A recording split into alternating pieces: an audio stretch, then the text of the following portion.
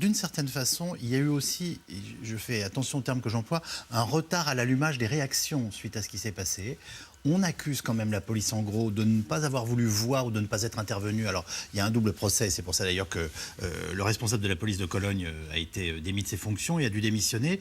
Qu'est-ce que vous pensez de cette situation? Parce qu'alors, en plus, là, on est dans le total maintenant. L'amalgame est fait. C'est-à-dire que terrorisme, migrants, agression sexuelle et les femmes allemandes qui seraient entourées et agressées. Ils sont mis en cause. Celle de Vienne, la police suédoise et la police de Cologne. Et elles sont mises en cause, pas pour leur incompétence ou efficacité, pour leur mensonge. Absolument. Parce que, d'abord, l'idée que la police serait incapable de prévoir que des dizaines de groupes et environ des centaines de personnes puissent en agresser d'autres relève de la rigolade. Elles ne se sont pas préparées à un événement qui a bouleversé l'équilibre démographique de cette ville par la concentration d'un très grand nombre de personnes nouvellement arrivées sur le territoire et dont tout un chacun sait par essence que c'est un élément de risque naturel, quelles que soient d'ailleurs les origines des migrants. Car je le rappelle, ce qui se dit aujourd'hui sur les événements de Cologne se disait dans le nord de la France sur les Polonais blonds aux yeux bleus catholiques, sur les Italiens bruns aux yeux bruns catholiques ou sur les Espagnols bruns aux yeux bruns catholiques dans le sud-est et le sud-ouest de la France. Donc ce n'est pas une question d'origine, c'est une question de masse de jeunes hommes dans un processus migratoire non maîtrisé qui produit en général ce type d'événement. Premier élément. Le deuxième élément, c'est qu'ils ont été incompétents, menteurs, et qu'ils ont essayé de tout passer sous le tapis, sauf que ça ne marche plus. Pas plus en Allemagne qu'en Autriche ou qu'en Suède, et que les 3 procès qui sont faits aux polices en question sont des procès extrêmement légitimes. Et effectivement, les effets politiques sont terribles.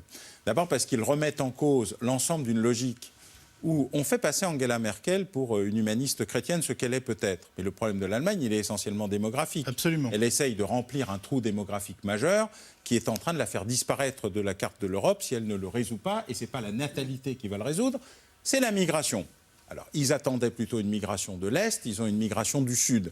C'est un peu imprévu, mais ils y trouvaient des bénéfices économiques majeurs. Là, ils sont en train de traiter des déficits politiques, du fait que ce n'est pas simplement en attirant des gens, il faut les intégrer. Oui. Or, la logique allemande est très différente de ce qu'était la logique républicaine française. C'était un processus très local, l'intégration. Il n'y avait pas de politique nationale.